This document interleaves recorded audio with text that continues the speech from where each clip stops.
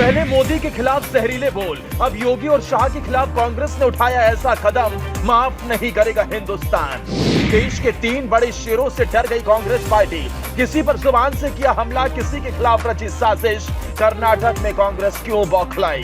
राहुल के बाद खड़गे ने मोदी के लिए कहे अपशब्द, बाबा योगी के बुलडोजर से कांग्रेस में दहशत, शाह की रणनीति से विरोधी बेदम। अब किस हद तक जाएगी कांग्रेस? देश के 3 बड़े शेर मोदी, शाह और योगी, ये 3 जिन्होंने देश की सियासत की पटकथा बदल दी, जात पात को छोड़ सियासत करने का तरीका बदल दिया, सबसे पुरानी पार्टी कांग्रेस का सफाया कर दिया, परिवारवाद की राजनीति का खात्मा कर दिया। ये 3 शेर जहां भी जाते हैं वहां बीजेपी का कमल खिलना तय हो जाता है। शाह रणनीति बनाते हैं, मोदी बीजेपी के काम गिनवाते हैं और योगी कानून व्यवस्था का पाठ पढ़ाते हैं, सनातनियों की ताकत दिखाते हैं। मोदी आगे आगे चलते हैं, साथ में योगी और शाह मिलकर पूरा पश्चिम उत्तर दक्षिण हर जगह कमल खिलाते हैं। लेकिन अब इन तीनों के खिलाफ भी बड़ी साजिश रची जाने लगी है और ये साजिश कोई और नहीं बल्कि देश की सबसे पुरानी पार्टी कांग्रेस रच रही है। कांग्रेस ने इस बार मोदी, शाह और योगी के खिलाफ ऐसा क्या किया कि हर किसी की आंखें फटी की फटी रह गई।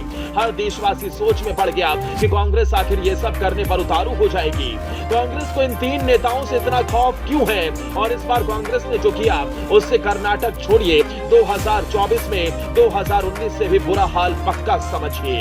यही बौखलाहट अब दिखने लगी है। कांग्रेस भी समझ गई है कि इन 3 नेताओं से मुकाबला करना मुश्किल ही नहीं नामुमकिन है।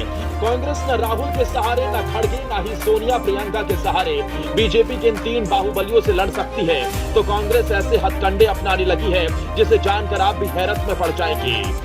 आपको याद होगा एक वक्त था जब बीजेपी के पास 2-4 सांसद हुआ करते थे, कुछ गिने चुने नेता हुआ करते थे, प्रचार के लिए पार्टी के पास कार्यकर्ता गिनती के होते थे। केंद्र तो छोड़िए, 2-4 राज्यों में कुछ विधायक बन जाए तो ये बीजेपी पार्टी अपने लिए खुशी की बात समझते थे।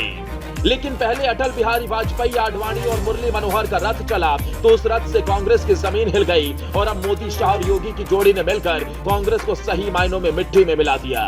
क्योंकि जो कांग्रेस पार्टी कभी पूरे देश पर एक छत्र राज करती थी, आज उसकी गिनती के राज्य में ही सरकार बची है और लगातार मिल रही हार की हताशा, निराशा कांग्रेस पार्टी के कर्मों से, उसके नेताओं के बयानों से छलक जाती है। कर्नाटक में एक चुनावी रैली में कांग्रेस के राष्ट्रीय अध्यक्ष मल्लिकार्जुन खड़गे शब्दों की सीमाएं लांघ गए और पीएम मोदी पर आपत्तिजनक टिप्पणी करते हुए जहरीला सांप बोल दिया। कांग्रेस योगी और शाह के खिलाफ चुनाव आयोग पहुंच गई और दोनों के खिलाफ कर्नाटक चुनाव के प्रचार के दौरान सांप्रदायिक और उकसाने वाले बयान देने का आरोप लगाया। कांग्रेस ने योगी और शाह के खिलाफ निर्वाचन आयोग में शिकायत की, दोनों नेताओं के चुनाव प्रचार करने पर रोक लगाने का आग्रह किया। तो कोई जुबान से, कोई चुनाव आयोग से, बस इन 3 नेताओं के खिलाफ कांग्रेस सारे हथकंडे अपनाने में जुटी है कि किसी भी तरह से कर्नाटक से इन 3 नेताओं को दूर रखा जाए, नहीं तो बंटाधार फिर से पक्का है। हालांकि इन तीनों ही नेताओं ने कांग्रेस मुक्त भारत बनाने का संकल्प लिया है जो काफी हद तक सफल हो गया है।